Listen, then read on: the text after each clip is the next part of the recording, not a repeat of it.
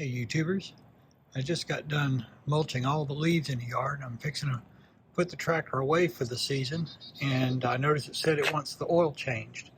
I really don't pay too much attention to the oil reminder.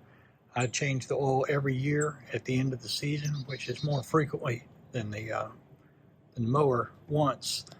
But let me go ahead and show you what that indicator looks like. So when you cut on the ignition, it's going to tell you the voltage, the hours, and then you see it says change oil. It just so happens that at 50 hours it wants the oil changed. I've actually changed it at least one other time, perhaps twice now.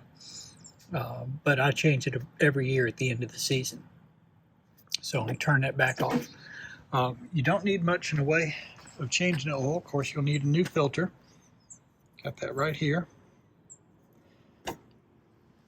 2 quarts of oil. It takes 10W30. What I like to do is at Tractor Supply, you can buy a kit for this engine. And this is the 2-cylinder that comes on the XT2.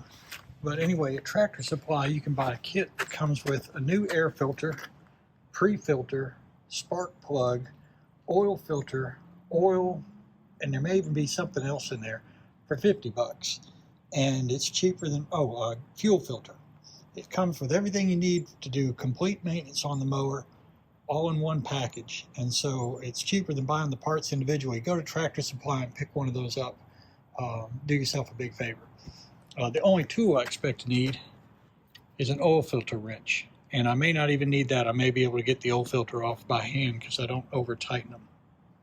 A little piece of aluminum foil comes in handy. Of course, you'll need something to drain the oil into. And what I like to do is I spray a little engine cleaner around the oil filter and then just blow it off with compressed air to get that area nice and clean. Because for the past couple of hours, I've been mowing up leaves and everything was covered in dust.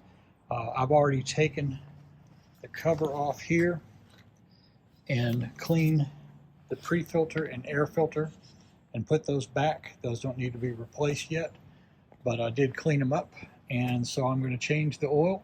I've already changed the fuel filter earlier this year, so that one's fine.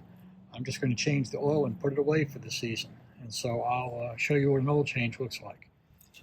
Okay, so I've been mulching leaves for a couple of hours, and the engine is pretty dadgum hot. I've let it sit for about 30 minutes or so, so it's not quite so hot. One thing I like to do, they've got this little valve here. You pull the little rubber cover out of the way, and then you push in and rotate that, and the oil comes out. But at least for me, the oil always dribbles down the frame here and then makes a mess. And so I'm going to try something here. This should help. Also, the way it comes down, it comes straight down here, and it's going to miss my bucket. And I can't move it back any further because the mowing deck is in the way. So I'm going to make a little improvisational funnel here. I'll slide that under there and try to guide that oil down here into the bucket, keep it off the frame, and not let any drip down on my driveway if I can help it. Let's see how this goes. Okay, back with some channel lock pliers now. Let's see if I can do this, and if I'm really lucky, I won't make a mess.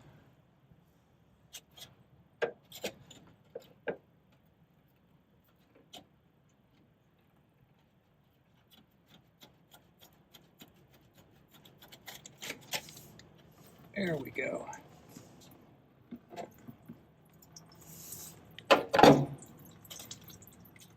Funnel that needs a little work here. All right, well, there is so much dirt in this little channel here. I don't know if you can see that little pin right there, that I couldn't really loosen it. I sprayed some engine cleaner on there and blew it with compressed air, but I didn't get all of that crud out of there, and that's why I couldn't open the valve. So I'm going to let that drain a bit. The aluminum foil has worked a treat, though. I'm definitely going to do this from here on out. There we go. I've turned the steering wheel all the way to the right so I can get my little bucket down in here. You can see there's the front wheel. So I can get my bucket in there, and without that piece of foil, all that oil would end up in my driveway because I can't push the bucket back any further because the mowing deck's in the way.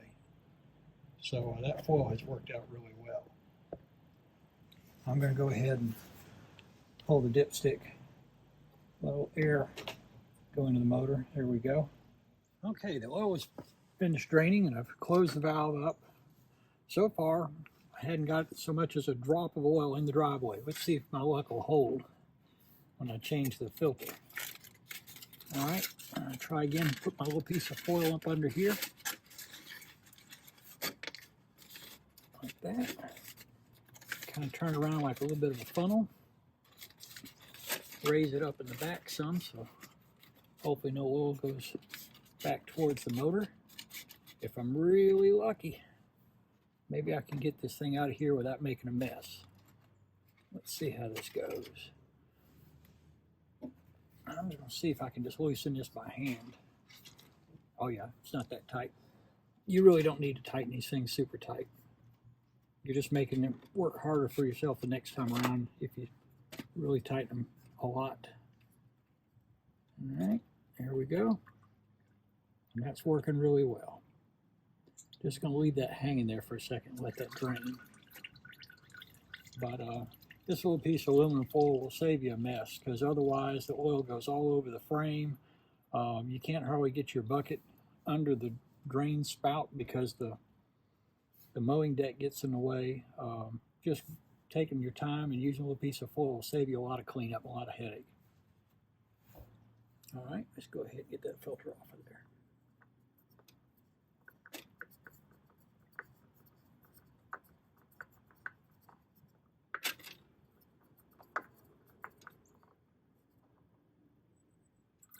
There we go.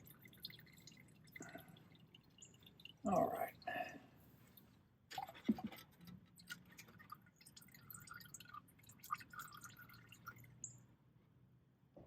I can drain the rest of that oil out of the filter later. Now I got myself a clean paper towel here. And I'm just going to clean this surface. You see there's a lot of dust and dirt that gets there. Clean the little surface that the filter gasket is going to touch up against. Get that nice and clean so I get a good seal. There we go. And I don't need the foil anymore. Get that out of the way. And move this bucket before I kick it over.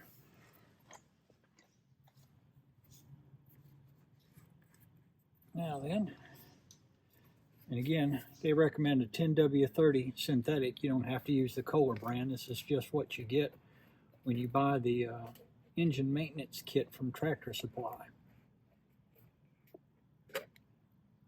Now then, put a little bit of oil on that rubber gasket right there so it doesn't pinch or bind up. And just thread this back on there.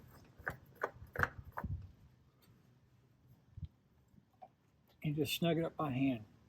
You don't have to put it on there super tight. I just about as tight as I can with my left hand. I'm a right-handed guy, so that's tight enough right there. And that's really the hard part. All I got to do now is pour the oil in, check on the dipstick until I'm sure I've got the right amount in there. Crank it up. Now the filter is going to fill up and use some of that oil, so after I let it idle for a minute or two, I'll shut it off and check my oil level one more time, top it off, and that's it. I'm going to grease the grease fittings and then put the mower away for the season, and everything will be fresh and ready to go next spring. I don't like to store my mower over the winter with the summer's used oil in there, which can tend to get a little acidic. I like to put fresh oil in it before I put it away. Anyway, I hope you found this helpful. Please like and subscribe if you did. Thank you.